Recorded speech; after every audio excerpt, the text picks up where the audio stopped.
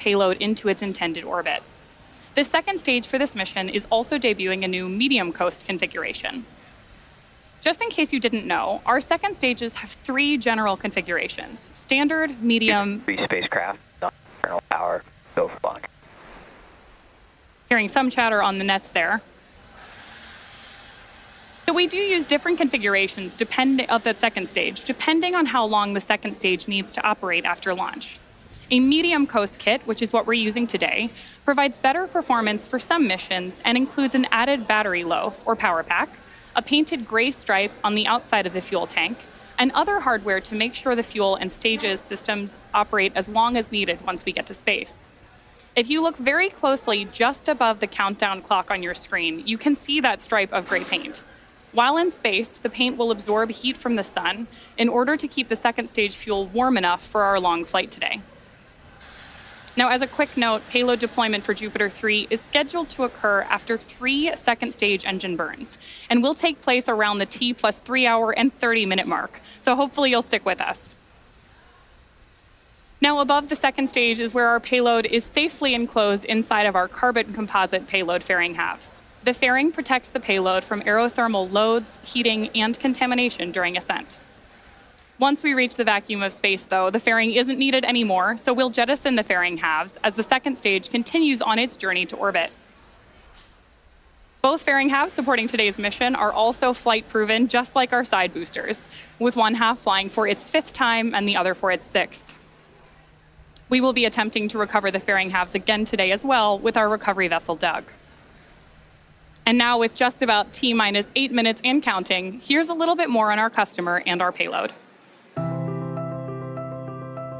For over half a century, we've been on a journey to connect people, enterprises, and things around the world. Innovation runs deep in our veins, from developing the two-way VSAT in the 1980s, to inventing satellite internet in the 1990s, to launching the first modern-era telecommunications satellite in the 2000s. We've tackled the biggest connectivity challenges and applied our engineering excellence to uncover innovative ways to connect the unconnected. Since the launch of the first Hughes high-throughput satellite, we have engineered some of the highest capacity broadband satellites in the world. And now, our latest and greatest innovation launches a new era of connectivity. Jupiter 3, the world's largest commercial communications satellite. 26 feet tall when stowed, it boasts 14 solar panels unfurled. This massive satellite was purpose-built and engineered like no satellite before. Hundreds of team members have devoted countless hours to bring Jupiter 3 to life. The highly anticipated next-generation ultra-high-density satellite doubles the size of the Hughes Jupiter fleet and brings total throughput to more than 1 terabit per second, enabling more capacity, better service, and faster speeds. With 300 highly concentrated spot beams, Jupiter 3 expands our reach to nearly 80% of the population across North and South America. The engineering ingenuity built into Jupiter 3 will expand the connected experience. For the family in Ohio streaming movies on a Friday night. For the student in Mexico, expanding her horizons with access to technology and educational tools. For the farmer in rural Idaho, monitoring the weather each day to manage his crops. For the executive, flying from New York to Los Angeles, holding a meeting over first-class Wi-Fi in the sky. For the senior in Montana, consulting with his doctor by telehealth. For the ranger at a national park, coordinating in real time with emergency responders. For the mango grower in Brazil, expanding her family business nationwide and internationally. For the entrepreneur in Ecuador, promoting his business and taking customer orders. For the grandmother in Mississippi, meeting her new grandchild by video chat. All this and more as Jupiter 3 launches a new era of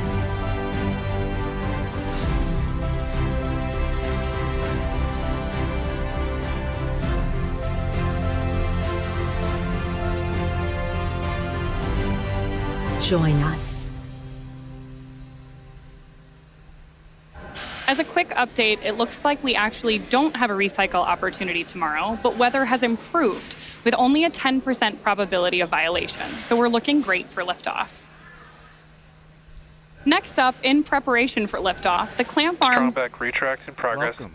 There you go ahead and hear it. Mission Control has commented that we are hearing, or we're getting ready for strongback retract, which is when that large truss structure, or called the TE, or the strongback for short, will start to retract away from Falcon Heavy.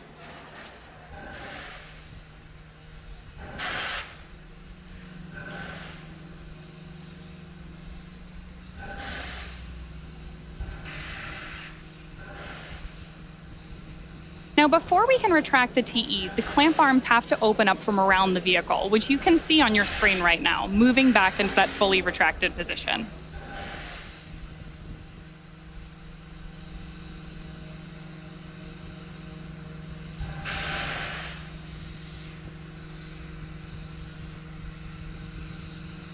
Now you have a great view on your screen of the strongback moving away from Falcon Heavy.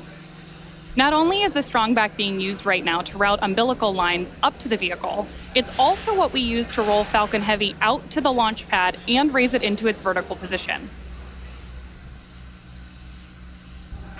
Just prior to liftoff, the strongback will retract all the way away from Falcon Heavy so that it can clear the launch pad. And side core LOX loads are complete. There's the call out that we're moving toward LOX load completion on Falcon Heavy. Center core LOX load is complete. There's the call out that the center core LOX load is complete.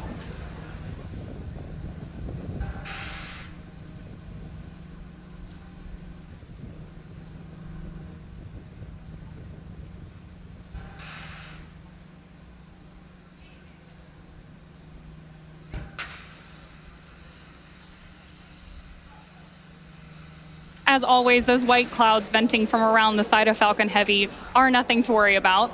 That's just some LOX boiling off the surface of the internal tanks on board the vehicle. And when that boiled off LOX comes into contact with the Florida air, it creates an actual cloud.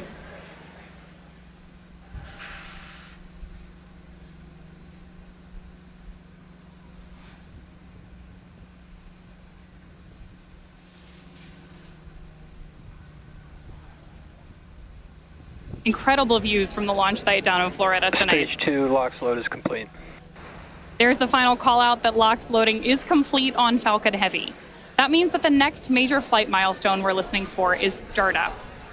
When you hear Mission Control call out that Falcon Heavy has entered startup mode, that means that the internal flight computers have taken over the countdown. That's also the point during the countdown where Stage 1 and Stage 2 begin to pressurize for launch.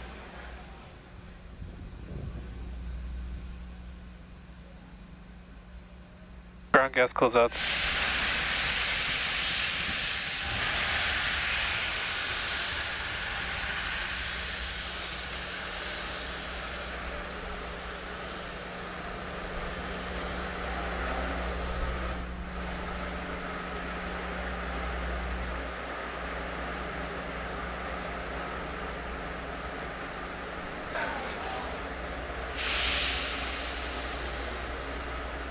Falcon Heavy is in startup.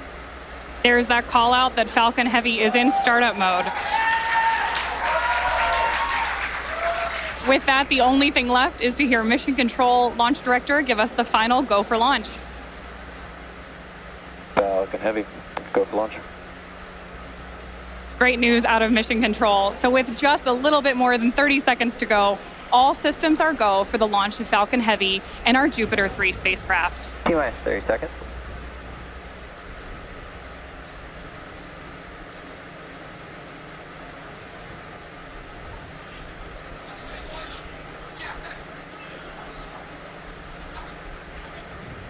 Seconds. T-minus 10, 9, 8, 7, 6, 5, 4, 3, 2, 1. Ignition. Engine full power. And liftoff from Falcon Heavy. Go Falcon 9. Go Falcon Heavy. Go Echo 5.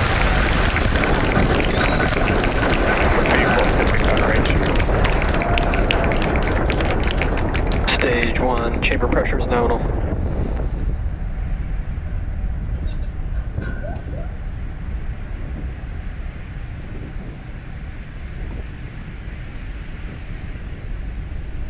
We are just over 30 seconds into flight under the power of over 5 million pounds of thrust, and Falcon Heavy is on its way to space.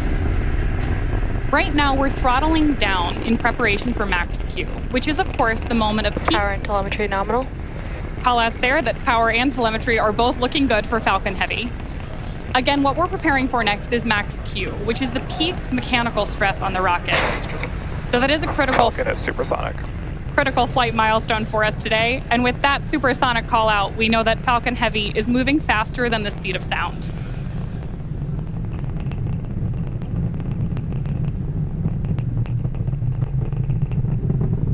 Max Q. There, we've passed through max Q. So now the engines are throttling up. Everything's looking good with the stage 1 trajectory, which is great news. Our side boosters are throttled all the way up right now, but the center core is operating at reduced power. We'll gradually begin reducing thrust from the side boosters to decrease forces on the vehicle structure as we approach our next major flight event, BECO.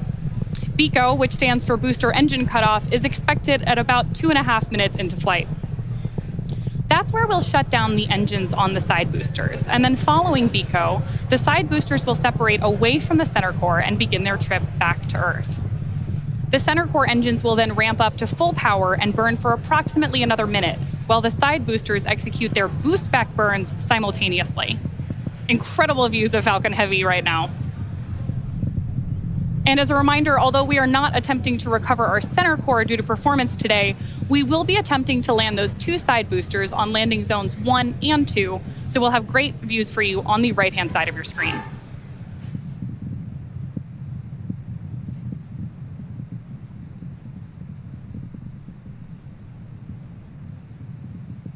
Side booster separation confirmed. Side core separation. There, we've had confirmation of side core separation there. And shortly, those side boosters are going to begin the first of 3 burns prior to landing boost back startup.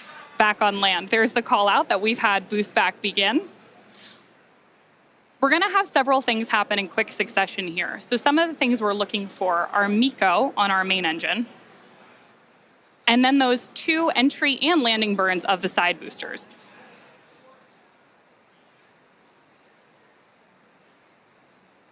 On your screen right now, we have views of both of those side boosters on their way back to Earth.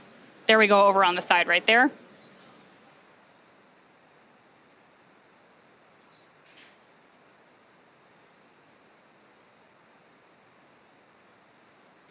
Following main engine cutoff of the center core, we are looking for stage separation of the center core and the second stage, and then SES-1, or second engine start 1, for the MVAC engine on board stage 2. Shortly after that, we will also have fairing separation. So let's keep an eye on all of those events happening back to back here in just a couple seconds.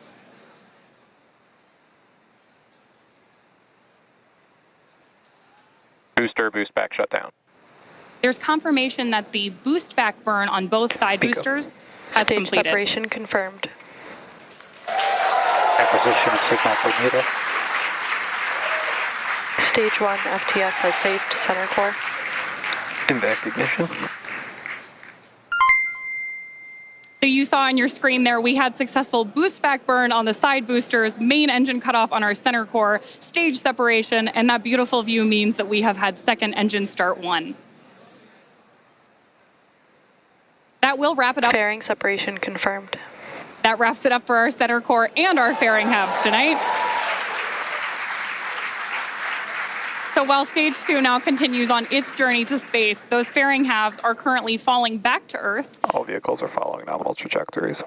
With that, we know both vehicles, the center core and stage 2, are on nominal trajectories. And of course, we're going to try to recover those fairing halves again tonight using our recovery vessel, Doug.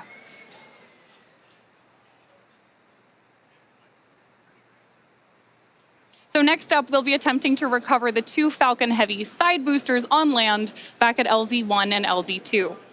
Fun fact, Landing Zone 2 was built to support dual booster landings like the one we're attempting tonight. Now, at the time of separation, the side boosters were traveling slow enough to turn around and make their way back to land at those side-by-side landing pads. But they've picked up a lot of speed since then. So in just a few minutes, the side boosters will execute an entry burn, followed by a landing burn. Both of these burns are meant to slow the side boosters down rapidly. If those landings are successful today, they will be the 211th and 212th landing of an orbital class rocket. But as I mentioned earlier, because of the additional performance required for this mission, the center core will be expended, and we're not attempting to recover it. Entry burn should begin for those side boosters in just about 10 seconds.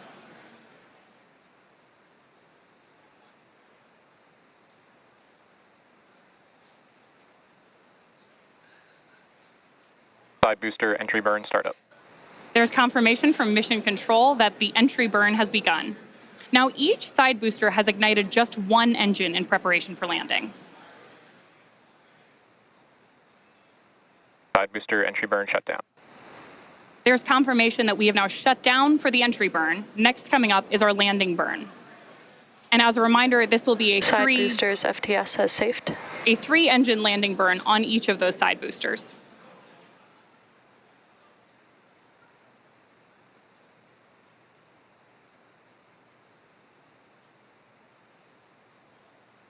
Starting to get some initial views in from those side boosters as they come back to Florida, and expecting that landing burn to start here in just about 20 or 30 seconds.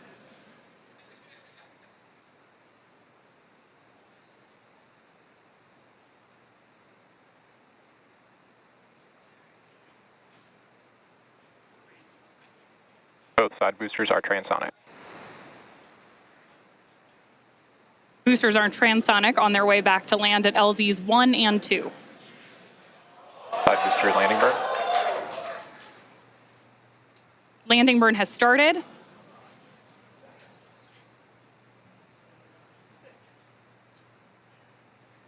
Side booster landing leg deploy.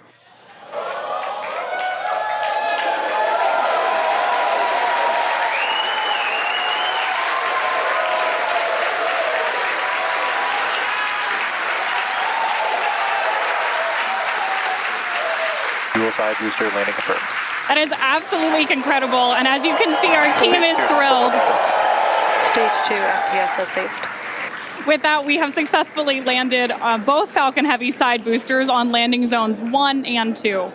That marks the 211th and 212th overall successful landing of an orbital class rocket.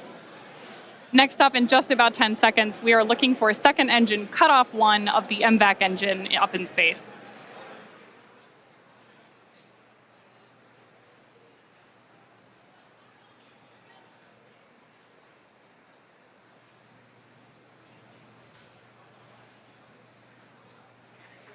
Seco. Confirmation of second engine cutoff 1. Nominal orbit insertion. And that's great news that we're in a good orbit. So at this point, we'll be heading into a coast phase until our second relight of the MVAC engine around the T+26 minute mark. We'll come back to bring you live coverage of that second burn in about 15 minutes. But until then, sit back and enjoy the space tunes.